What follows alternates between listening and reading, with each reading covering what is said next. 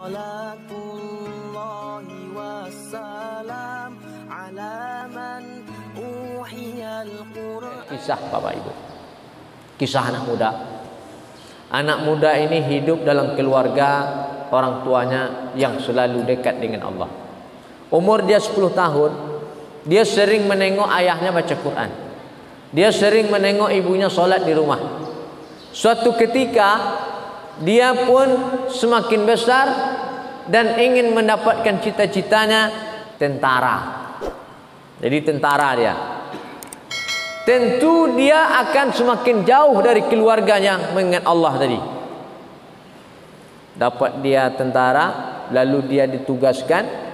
Semenjak itulah dia tak lagi mendengar ayahnya baca Quran. Semenjak itulah dia tidak pernah lagi menengok ibunya solat. Artinya dia jauh dari mengingat Allah Subhanahu wa taala. Tapi Allah sayang sama dia. Suatu ketika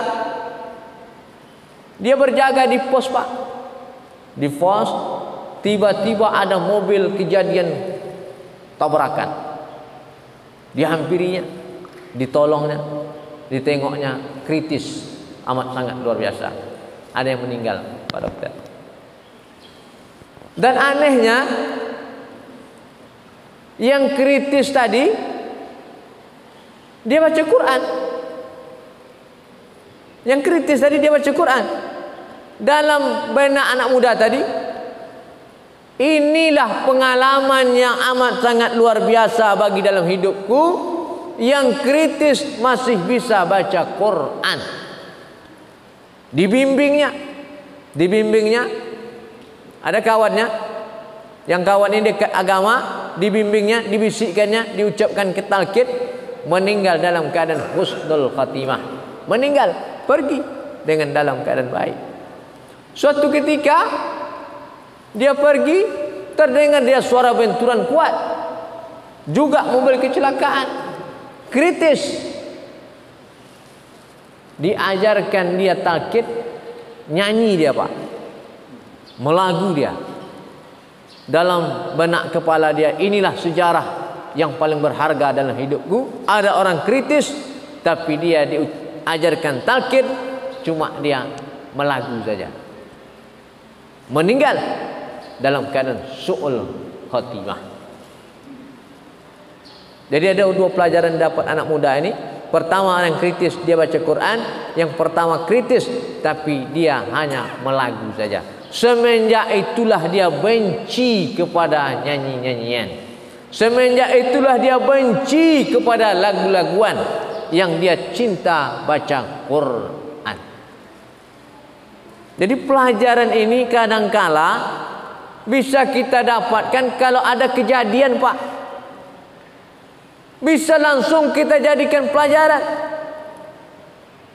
Yang tidak baik itu pelajaran ada, cuma tak diambil iktibar pelajaran. Ini bahaya.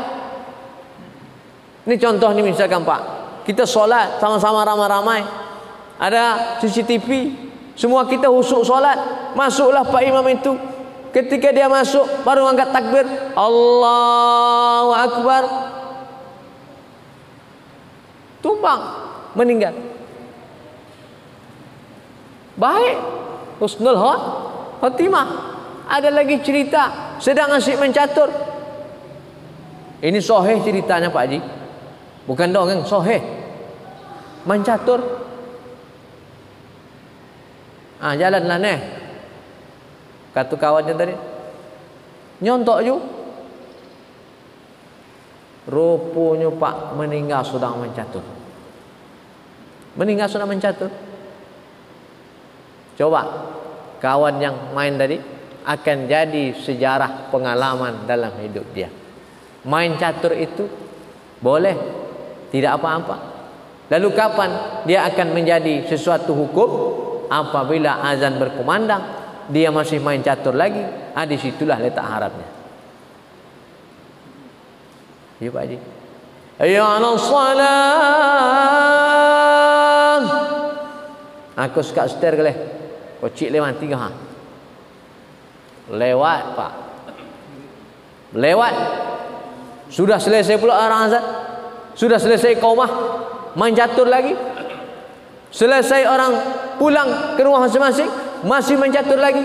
Maka disitulah letaknya, tak boleh main catur, bisa jatuh hukumnya haram apabila dengar azan tak datang ke masjid.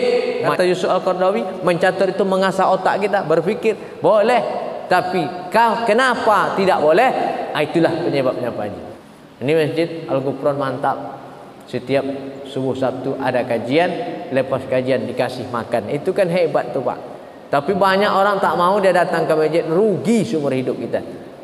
Hidup lama tapi amal sedikit. Amal banyak tapi umur baru 20 tahun. Amalnya menggunung. Baik. Yang paling baik itu apa? Amalnya banyak, umurnya panjang, dia beramal. Beramallah dengan apa yang kau bisa. Beribadahlah dengan apa yang bisa. Pak dokter, dia punya rumah sakit klinik Azhara. Dia beribadah, berbuat. Orientasinya apa? Akhirat. Berbuatnya apa? Di dunia. Orientasinya apa? Mengejar akhirat. Karena besok di akhirat kita tak lagi bercerita tentang dunia, tapi di dunia kita bercerita tentang akhirat. Apa yang kita peroleh? Menginginkan mati dalam keadaan husnul khatimah. Jadi nanti kalau ada orang meninggal Pak, dahinya berkeringat, maka itu adalah tanda orang husnul khatimah. Tapi tidak dipercikkan air. Diperciknya air. Habis itu dipanggilnya Pak Imam Al-Ghufran, Pak Imam tolong talkinkan, ayah saya sedang sakarat. Karena dia ngaji, kalau ada di dahinya keringat, maka itu adalah ciri-ciri orang yang meninggal dalam keadaan husnul khatimah.